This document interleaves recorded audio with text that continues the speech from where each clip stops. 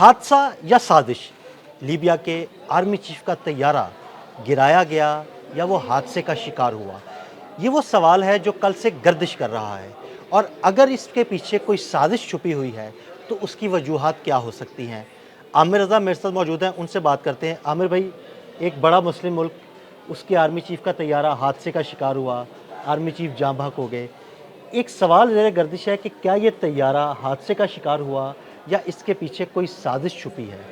हमारे नाज़रीन को ज़रा तफसील से बताइएगा। बहुत मेहरबानी अदील भाई, आपने बड़े अच्छे मौजू के ऊपर बात की। मैं ये बात करना चाह रहा था कि लीबिया जैसा दोस्त इस्लामी मुल्क जो है, उसके अगर आर्मी चीफ को कोई गज़न पहुंचा, यानी वो शहीद हो गए हैं, और उनके साथ 4 अहम फ़ौजी जो हैं वो भी शहीद हो गए हैं। और ये मैं ये समझता हूँ कि शायद दुनिया को बहुत बाद में पता चलेगा कि ये जहाज़ जो है किसी साजिश का शिकार हुआ है। ये हादसा लग नहीं रहा है जिस तरह की सूरत हाल है। और जो जैसे लीबिया में इस वक्त भी 2 बड़े ग्रुप जो हैं वो काम कर रहे हैं। एक गवर्नमेंट नेशनल यूनिटी का ग्रुप है जो बरसर इक़्तिदार है, मराकश पर उनका कब्ज़ा है, और वो उन्हीं के ये आर्मी चीफ थे। इसके अलावा एक ग्रुप जो है वो खलीफा हफ्तर के नाम से वो जो है पहचाना जाता है। उसको बैक हासिल है रूस की और मुत्तहिदा अरब अमारात की। तो ये वो ग्रुप है जो कि बहुत सारी बंदरगाहों पर जो है इस वक्त भी काबिज़ है। असल में लीबिया है क्या? 2011 में जब अरब स्प्रिंग आया था तो कर्नल मोहम्मद कज़ाफ़ी को जो है यहाँ से हटाने में उस वक्त गो जो है अमेरिका ने बड़ा अहम किरदार अदा किया था, यानी नेटो फोर्सेस ने बहुत अहम किरदार अदा किया था। और बहुत सारे रेबल ग्रुप्स को जो था उस वक्त अमेरिका सपोर्ट कर रहा था। इसी तरह कर्नल मोहम्मद कज़ाफ़ी की जो हमायती फ़ौजी थे उनको रूस और मुत्तहिदा अरब अमारात की हमायत हासिल थी। लीबिया एक तेल से बड़ी दौलत का मुल्क है और हमेशा से ये इन ममालिक के अंदर, यानी अरब ममालिक के अंदर जो है इसको एक बड़ी क़ुव्वत समझा जाता है। लेकिन मोहम्मद कज़ाफ़ी के बाद 2011 के बाद यहाँ पर 2014 तक एक खाना जंगी रहती है 3 साल के लिए। फिर 2 हिस्सों में ये तकसीम मुल्क तकसीम नहीं होता, लेकिन 2 हिस्सों में क़ुव्वत तकसीम हो जाती है। इसको इस तरह से कहना चाहिए। भी खौफनाक खाना जंगी रही, बहुत खौफनाक। इस तरफ जो इस वक्त हुक्मरान ग्रुप है, ये इसको गवर्नमेंट नेशनल जो ग्रुप है, इसके जो फ़ौजी क़ुव्वत थी वो मोहम्मद अली अल हद्दाद थे, यानी जिनका इस तैयारा हादसा में गया। ये नेटो के बहुत करीब थे, अमेरिका के बहुत करीब थे, और सबसे करीब ये तुर्की के थे। पिछले 1 दहाई के अंदर इन्होंने सबसे ज़्यादा जो दौरे किए हैं वो तुर्की के किए हैं, इस्तांबुल के किए हैं। ये अपनी फ़ौजी क़ुव्वत को जो कि बिखरी हुई थी, जिस तरह से मैंने आपको बताया कि उनकी फ़ौज उस वक्त ही लीबिया की फ़ौज 2 हिस्सों में तकसीम हुई थी। एक में इस वक्त फ़ील्ड मार्शल हफ्तर जो हैं वो कमांड कर रहे हैं और दूसरी तरफ मोहम्मद अली अल हद्दाद करते थे। ये दोनों ग्रुप जो थे आपस में बाहम बरसरे पैकार भी थे, यानी हल्की फुल्की इनके दरमियान लगी भी रहती थी, लेकिन बहुत सारी क़ुव्वतों के खौफ से, क्योंकि लीबिया एक बड़ी आलमी जंग का मरकज़ बन सकता है। एक तरफ नेटो के तमाम मफादात लीबिया से जुड़े हैं, दूसरी तरफ रशिया के तमाम मफादात जो हैं वो जुड़े हैं। तो इससे मतलब ये है कि 2 बड़ी क़ुव्वतों के मफादात लीबिया में मौजूद है, और लीबिया तेल की दौलत से माला माल मुल्क है। इसके अपने वसाइल बहुत सारे हैं, इसकी अपनी जो चीज़ें हैं बहुत सारी हैं। मोहम्मद कज़ाफ़ी ने बहुत तरक्की भी दी थी और वहाँ के अवाम बहुत खुशहाल थे।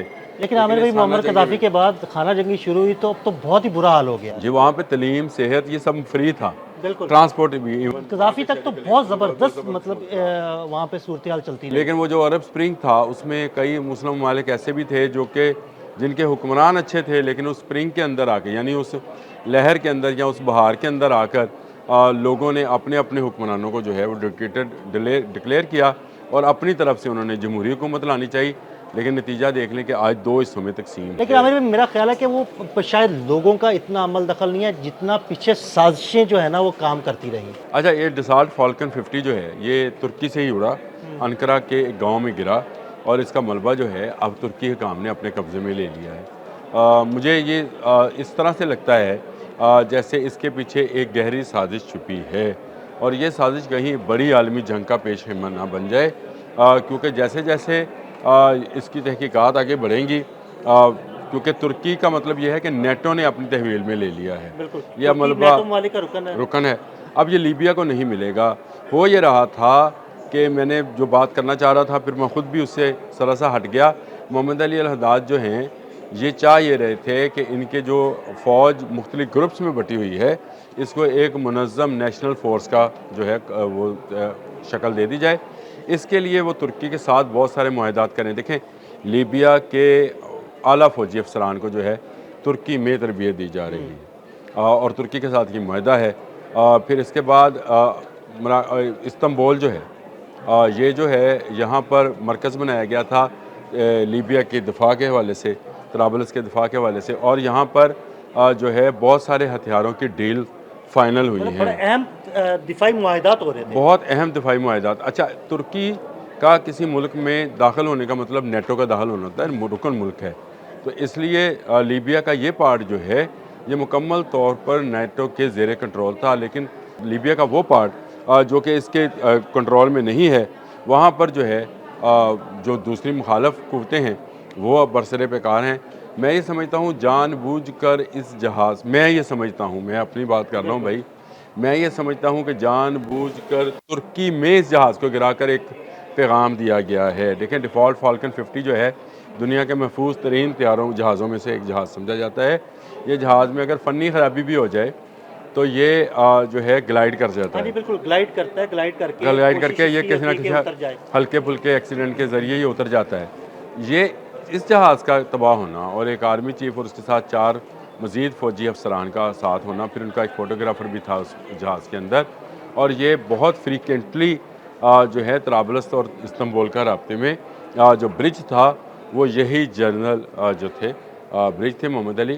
اور یہ میں سمجھتا ہوں کہ ایک براڈر اگر ہم اس کی پکچر کو دیکھیں تو یہ بہت بڑی سازش ہوئی ہے عامر بھائی، آپ نے یہ بالکل سازش ہوئی ہے، میں اسی سازش کو کنٹینیو کرنا چاہتا ہوں، مجھے مختصر سا جواب چاہیے۔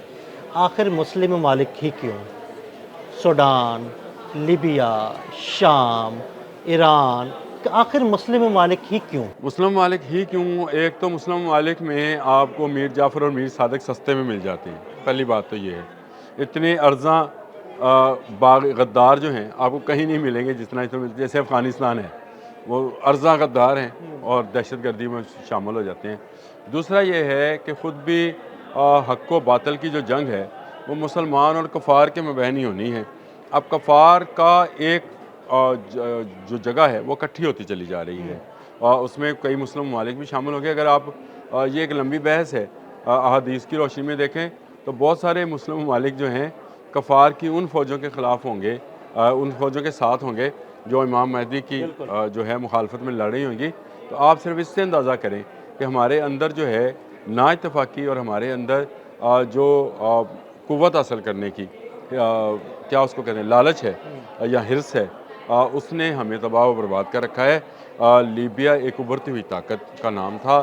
لیبیا میں امن ہونے کا مطلب یہ ہے کہ لیبیا ترکی کے ساتھ شانہ بہ شانہ کھڑا ہوتا تو مسلم دنیا کو ایک نئی طاقت جو ہے سامنے آتی۔ ترکی دیکھیں نیٹو کا رکن ملک ضرور ہے، لیکن اگر اسرائیل کے لیے کوئی تھریٹ ملک ہے تو وہ بھی ترکی ہے۔ بالکل ایسے تو ترکی ایک اسلامی ممالک کے لیے ایک ایسا دوست ملک ہے جو کہ ان کو بہت ساری دفاعی ٹیکنالوجی، جیسے لیبیا کے ساتھ انہوں نے مختلف ریڈارز اور ان مینڈ جہازوں کا معاہدہ کیا، پھر میزائلز کا معاہدہ کیا، تو ترکی کے ساتھ ان کا بڑا زبردست ریلیشن بنتا چلا جا رہا تھا۔